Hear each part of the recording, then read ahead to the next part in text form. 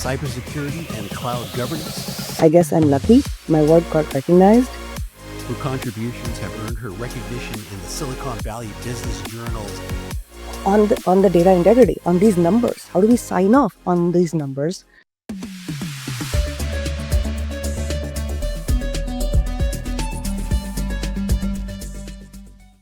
Welcome, everybody, to today's podcast of the Reporting Norms, my weekly podcast that covers today's important topics in accounting, finance, IT, cybersecurity, business, and of course, AI. I have Yogita Parulekar with me today. She is the CEO of Invi Grid Inc. But before I introduce Yogita, I want to remind our audience that if you like this content, please like, subscribe, and leave a review on YouTube. This podcast can also be found on Apple and Spotify. I also want to point out that this podcast is powered by HighIQ.ai, where we help companies implement and optimize software solutions like Type I. So welcome, Yogita. Yogita Parulekar is a distinguished leader in cybersecurity and cloud governance, currently serving as the CEO of Invi Grid Inc. Under her guidance, Invi Grid has developed a patent-pending, no-code secure cloud infrastructure orchestration platform, revolutionizing secure cloud provisioning. Her contributions have earned her recognition in the Silicon Valley Business Journal's 2025 Power 100 as one of Cybercrime magazine's top 150 women fighting cybercrime. Yogita's extensive experience includes roles at EY and Oracle, where she influenced foundational cybersecurity practices and the GRC products.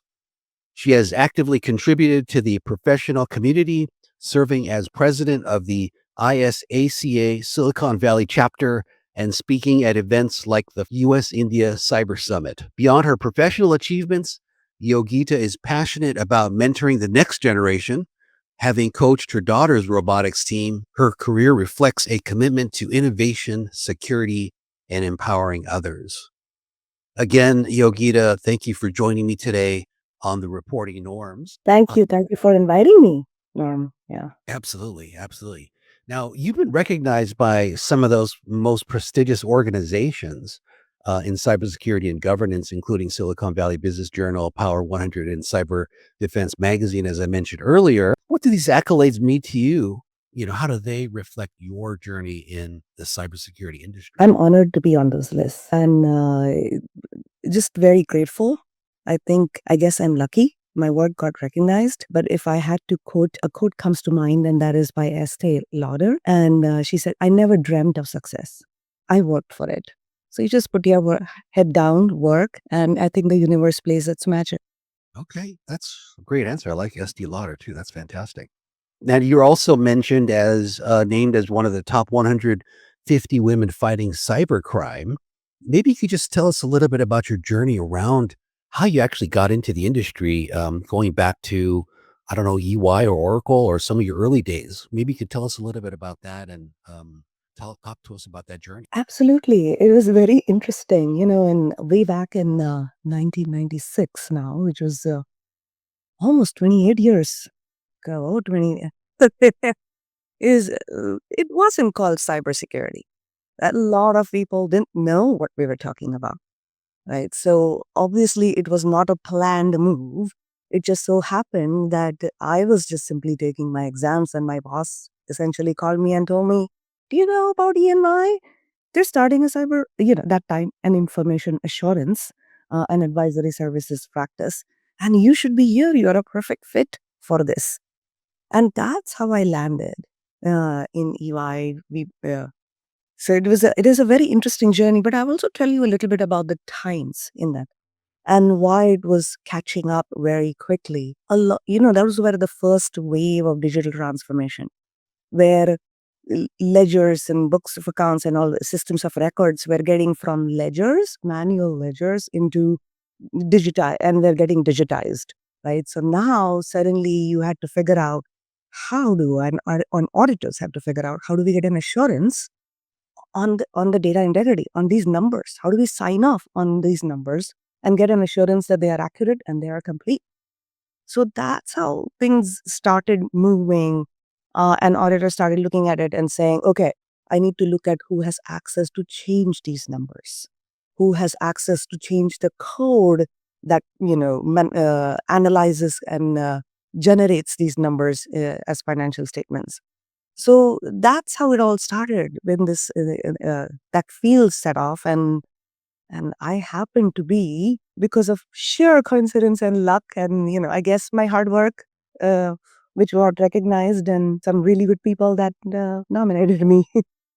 Yeah, yeah. Thank you for that walk down memory lane. Going back to the mid '90s, I definitely remember that called IT assurance.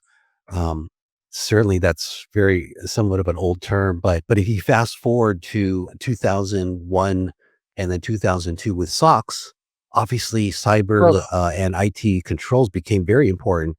I talked about SOX in an earlier episode, and so this is huge tie-in here with data controls, data integrity, all of that, isn't it? exactly right. And those 2002 early days, I was at Oracle, and I remember doing the first ever survey in Soxley and the first ever SOC 2 for it was Oracle On Demand, which is OCI. So yeah, that time wasn't coined as GRC, but influenced that creation. Oh, Uh, Working with the dev team, yeah. So it yeah, so was you're fun. right at the beginning there, forefront, of, implementing many of those, IT controls. Yes. Yeah. So now at Invi Grid, the company you founded, you've pioneered a no-code secure cloud infrastructure orchestration platform. Can you tell us what that is? Break it down for us and tell us about its innovation and how that would affect enterprises, going forward. Okay, so every company, all different types of companies have a different way of addressing the problem of security and cloud security specifically. Right? Large regulated companies handle it differently from small, say, startups. Large companies will have a lot of resources that they can throw to the problem, and that creates a different problem in itself. Because now you're slowing down the whole system, security specifically, and compliance ends up slowing things down. You have a problem with a lot of people thrown at this problem, with a problem of cloud governance, the problem of cloud sprawl and increasing costs, right? So that needs to be controlled in a different way. So we obviously, in a large company, pick up one business unit, one app, one workload at a time, re-architect it for them, set up cloud governance, and move on. In a smaller company, or even in a larger company, moving to cloud, from on-prem to cloud, we call that a greenfield environment. That problem is different, right? That scenario is different, where companies now they want to just focus on agility, focus on innovation, going to market at speed, just get it over with fast, right? So there we black box the problem. We say, you don't have to worry about infrastructure and security. You focus on innovation. Here's a one-click way of adopting cloud, which is secure, so you can go to cloud confidently and fast. A growing enterprise, so that was a large and a small or a greenfield, a growing enterprise, which is growing very fast, seeing rapid growth, the middle segment, right? It's a different kind of a problem. They are looking at, okay, we were cloud native, we went to cloud, and now suddenly we are faced with this 10x scalability thing that we need to resolve. So we have to re-architect for them. They may have gone by clicking through, not paying much attention to security, perhaps now just hiring their very first CISO. So there the problem is about, okay, let's get you to re-architect and make it more scalable. So again, we help them to focus on innovation, growth versus infrastructure and security, I see. Interesting. which we take care of. Yeah. Yeah, it sounds like you're taking care of businesses at different stages of their growth as well as where they are in their IT evolution. Can you comment on the types of companies that you're working with? In other words, where are they generally more focused on in terms of complexity and size, or is it kind of run the gamut, across the board? It's across the board on the gamut, right? Yeah, If all three stages, we are there in different capacities, in different ways we help them. But primarily, it's about we're solving the problem of speed with security. What is happening is the traditional approaches of security layer security in. And because, or make it an afterthought, and because the security tools are layered in, they're adding to the complexity of an already existing, you know, problem of siloed teams using disconnected tools.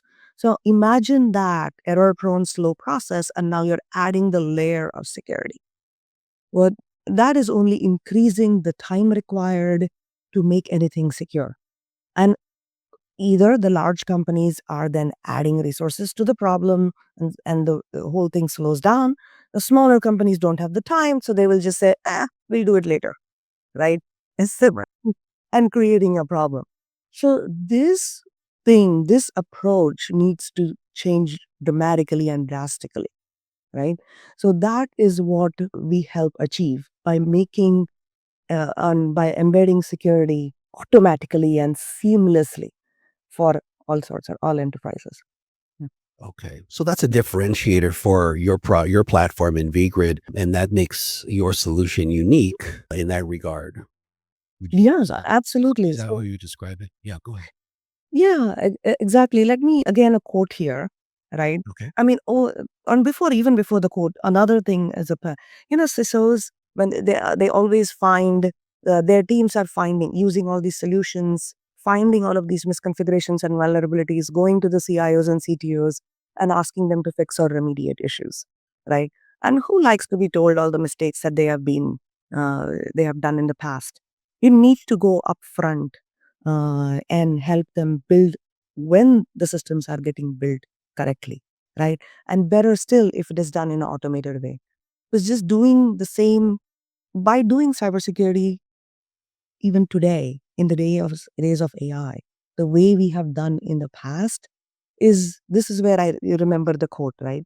Is doing the same thing over and over again and expecting different results is sheer insanity. That's Yes, Albert we've heard Einstein. that. Yes. And we are doing that, exactly that to cybersecurity.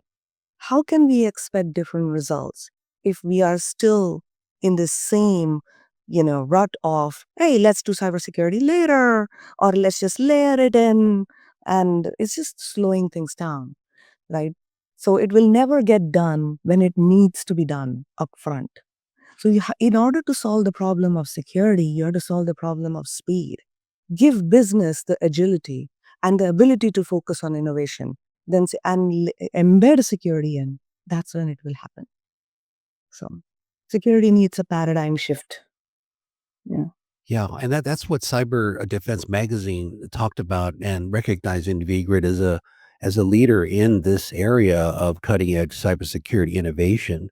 And so when you just talked about inserting InviGrid platform um, and avoiding the repetition and expecting different results, how do you approach solving the company or client's problem of not repeating the same, cycle over and over again and inserting your solution? And how do you go about doing that? Right. So it is, and yeah, and it is a hard problem to solve, which is why they immediately recognized it as a innovative solution. Because what you have to do is you have to bring people together. You have to bring the siloed teams of architects and engineers and security and operations. You have to bring all of them together under one unified end-to-end platform. And the way we do it is when we bring them together, we black box security. We take security off their plate, right? Off the plate of the engineers and the operations team and just embed it so seamlessly that they are in their processes by making their processes faster, giving them productivity. So now they can simply go from diagram to cloud in minutes, right? Uh, So that is in fact what we like to call it is we are going to CSPM as we know it today, which is cloud security posture management, which is is going to die. We are reinventing this. What we are calling it is SCPM, secure cloud provisioning and management. So Yeah. putting embedding it seamlessly in. Okay. Yeah. So that's similar to this concept of security by design, which is what the industry talks about, and what makes Invi Grid a leader in this area, isn't it? You are absolutely right. You're absolutely right. But there has not been a solution to make that happen. There has been a lot of shift left in the application side, in the code side, but not as much on the infrastructure side, right? So what I like to call this is like the ring doorbell moment for the cloud security. And I'll just explain what I mean by that. It's so you know how with ring doorbell they probably started with the what it makes us lazy. It started with that concept, right? Yeah, you don't have to get off your couch. You can do open the door. It also then we realized, wait a sec. It also makes us free. I can be somewhere else and answer my door. I don't have to be at home. And but what it has also given us is security. I don't have to install a separate security camera system. It's in my doorbell, right? Yeah. So it just got embedded in automatically, and doorbell became a security device. In the same fashion, what we are doing by helping engineering and operations team gain a huge lot of productivity and time to market, we just and embedding security and we're just giving them the ability to be lazy. Now they don't have to, do the mundane heavy lifting task of figuring out infrastructure and security and all of that. It's just taken care of at the click of a button for them. So they can be lazy. They can be free to innovate instead of this, oh, what is this key value pair for this particular configuration? Does it map to these all these compliance frameworks that I need to comply with? They're free to do what they love doing best and they are best at, which is innovate and make the next new coolest, getting the coolest innovation out into the market. So we allow them to be more productive, more lazy, more free to do the innovation and seamlessly making security into their you know Into their processes, go to the process. their design. Yeah. So Exactly. Like the ring doorbell moment for security. yeah, I like that. I like that analogy. That's really good. It makes sense to me, you know. So when you think about, embedding security into the processes, and basically take that off the table for other developers who are focused on the product itself, how do you see AI and other automations shape cybersecurity, especially in this cloud security and governance space? Oh boy.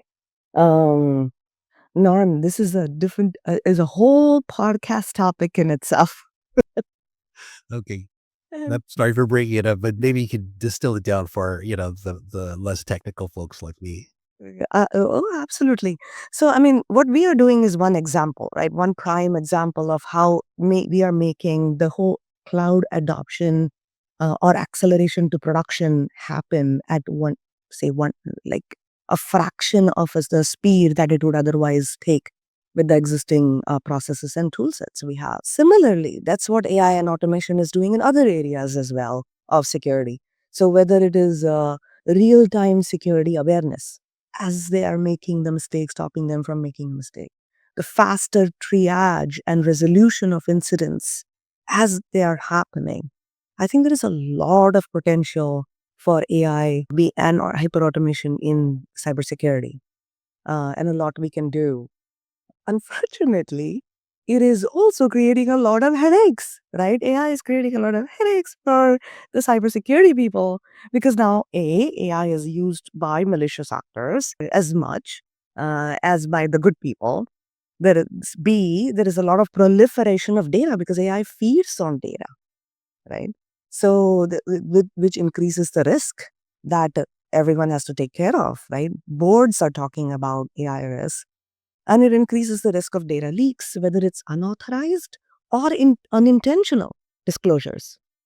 Somebody putting something in ChatGPT, not realizing that, oh, no, they are not taking my data. You know, have you looked at the fine print? Are you using an enterprise version where you have a contractual protection?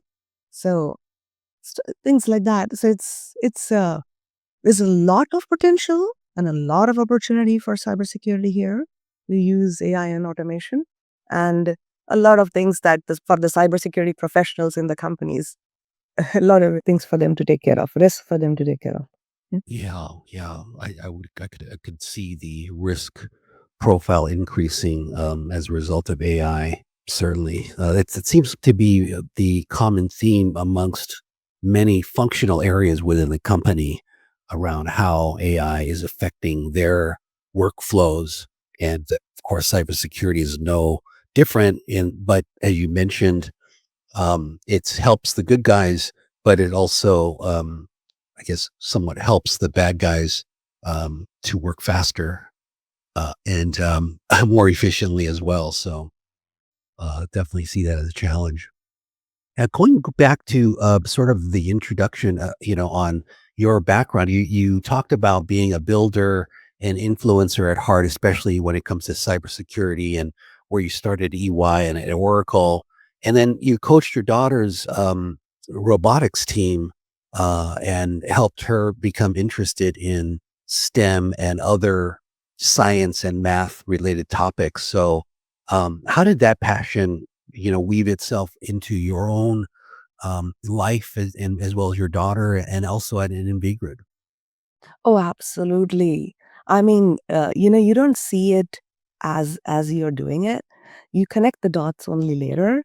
So I can, I think I've always been a builder at heart, and honestly, I recognized it only much later that I am a builder at heart.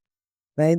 I recognized it myself only much later when I realized that I thrived in environments where I had the freedom to do and build new initiatives, new programs, whether it was building, helping build those practices and the freedom to do that, or helping build new programs such as the Champions program, Oracle.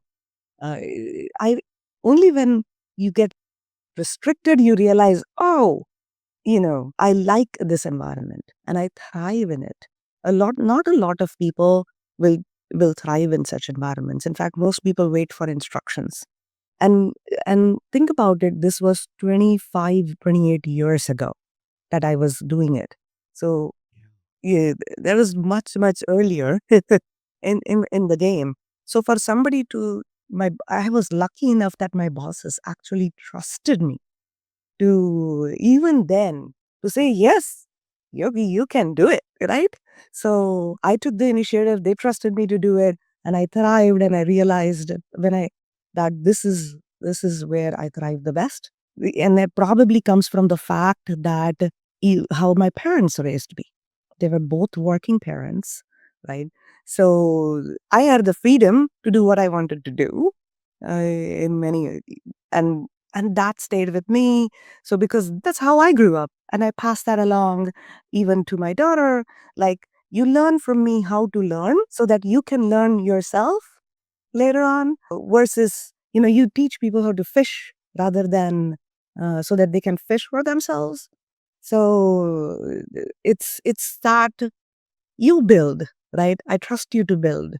I give you the principles, not the rules, right? And that's the whole philosophy. I was raised in by parents, lucky to have similar bosses with similar attitude towards me.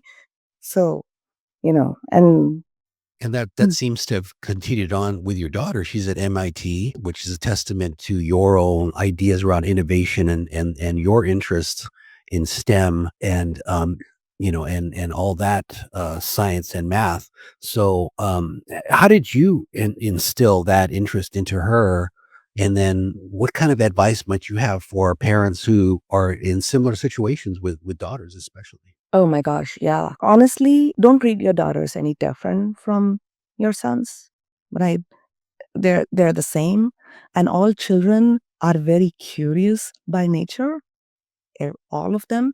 So use that, right? Feed their curiosity with curiosity and enthusiasm, right? If you bring a lot of enthusiasm and yourself show the curiosity and you feed on their curiosity, honestly, they will do the magic themselves.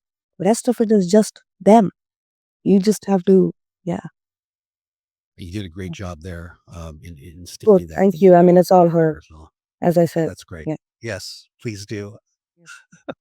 So we're getting close to the end of our time, but before I ask you sort of our last question, I wanted to remind our audience that if you like this content, please do like and subscribe. And we are available on YouTube, Apple, and Spotify.